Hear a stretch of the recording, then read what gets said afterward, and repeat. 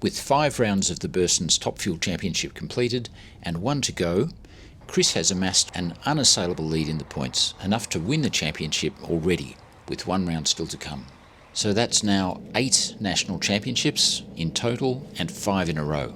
So this week Chris is doing something different. The pressure's off to some extent, so he's returned to his home track at Willowbank for the Winternationals to compete in the 400 Thunder Series event.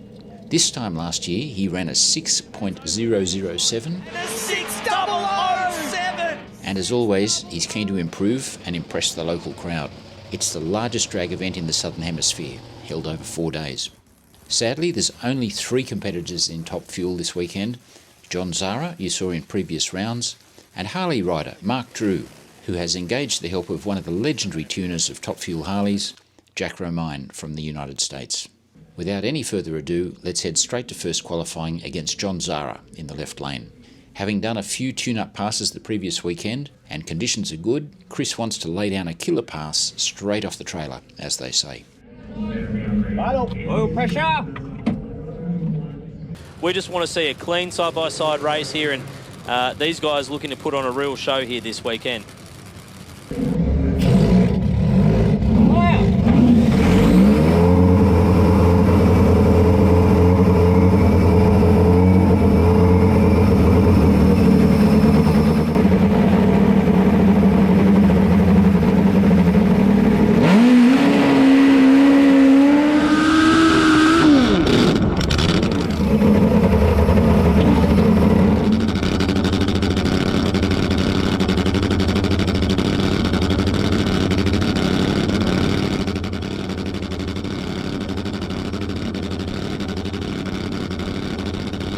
But it's all about getting him to the finish line.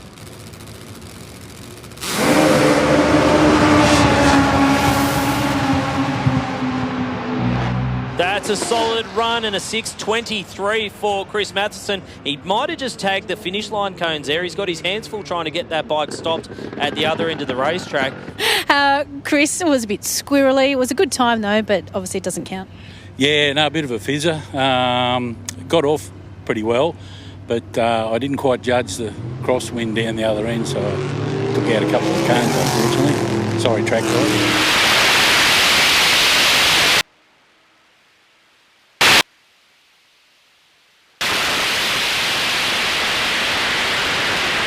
John's bike has broken a timing chain, so there's going to be a lot of work for his crew. Mark Drew's first run, though, is very exciting. On a solo pass this time around for this first qualifier. Oh, Blew the tyre off, but gets back in it. And goes across the finish line. Still goes 7.38 at 149 miles an hour. Mark Drew, 113 to the 60-foot, blowing the tyre off Rusty. Hi, I'm Jack Romine from America and just over here enjoying Australia. I had a chance to come over here with Mark Drew and help him out a bit with his Nitro Harley. So this is a brand new bike?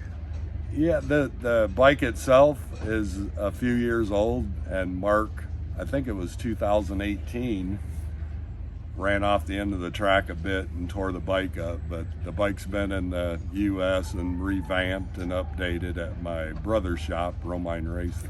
We're just trying to get down the racetrack, get data, really just trying to get him a baseline for a tune-up so he can go from there.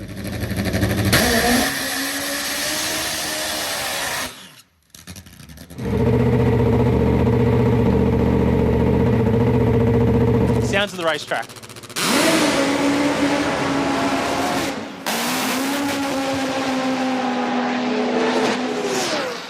658. 216 miles per hour. Can't do that, Chris Matheson. On and off the throttle. It wasn't clean.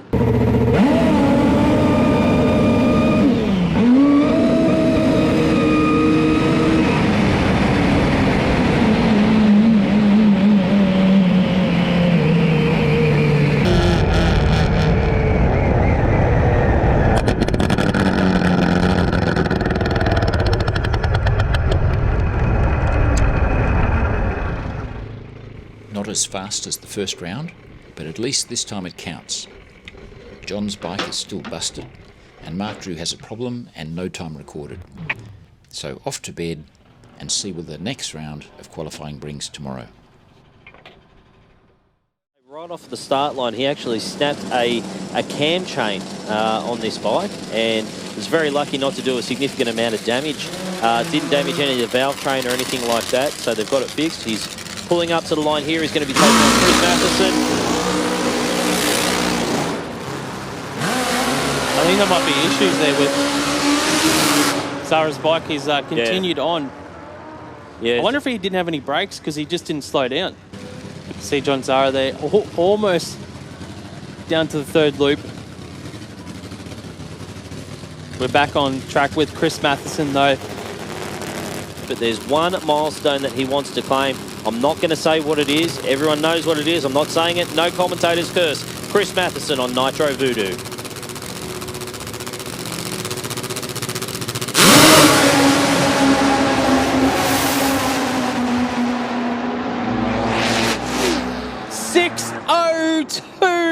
Oh, so close. 225 mile an hour, Chris Matheson. We held our breath. We held our breath here in the box. 6.02 seconds. 23 thousandths of a second off that elusive 5-second pass. Chris Matheson. It wouldn't be a Winternationals without Chris Matheson running a 6.0 second run. That's very close to something that begins with a 5, and he just did a burnout in the fire-up area as he rolled forward. And post.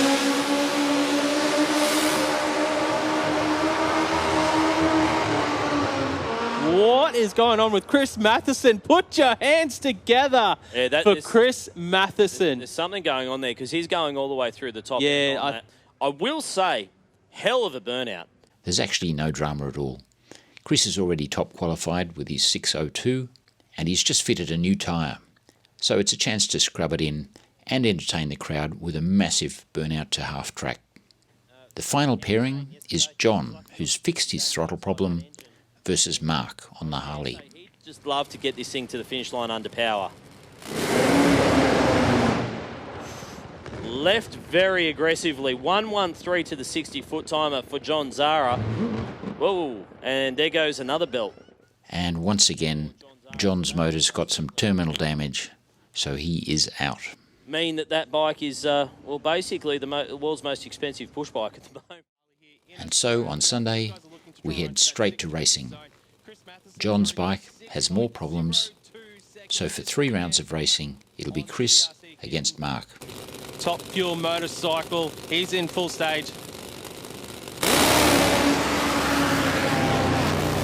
Oh, Matheson over near the wall, and he almost gets it. Mark Drew on a hell of a run here. 6.54 at 207 miles per hour. That is a very, very solid pass.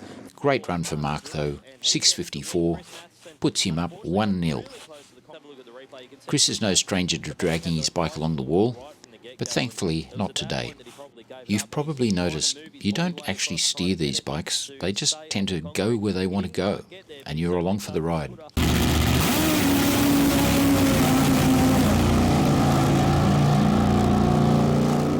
Round 2, and Mark doesn't show up. So it's a solo run for Chris. Conditions are perfect, so Chris decides to hot it up and chase that 5.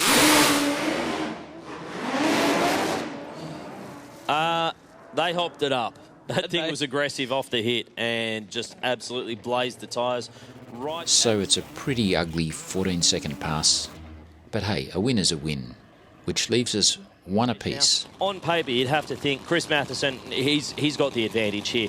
But in reality, Mark Drew has gone down the track today with a 6.4 second pass, I think it was.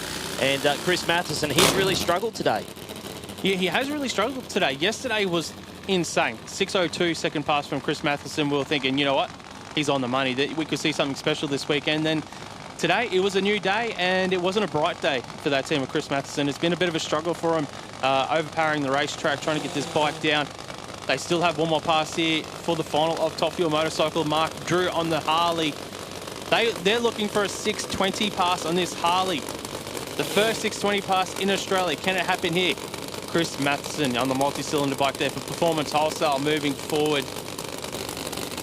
We've seen a 6:02 out of Matheson already today. Mark Drew has been right there winning. Straight up in tyre smoke for Matheson. Mark Drew is out in front. And I don't think Chris Matheson's going to have enough real estate to get around him. And a 6:69 for Mark Drew. That's an upset, although did he get a timing block? He sure did, and thus snatches a magnificent defeat from the jaws of victory. Top end, because only 180 miles per hour. Chris Matheson, it came up as a 6:75 on the boards, but that's not a legitimate time because that timing block looks like it was displayed.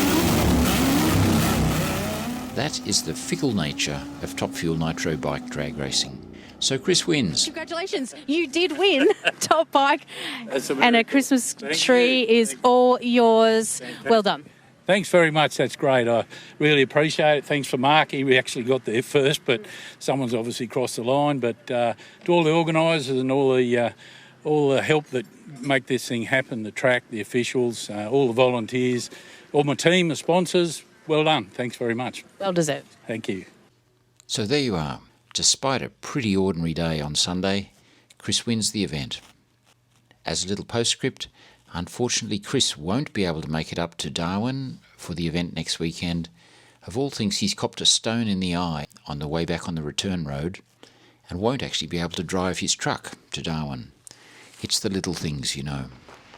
But more racing coming up later in the year, so stay tuned to the channel. Thanks for watching.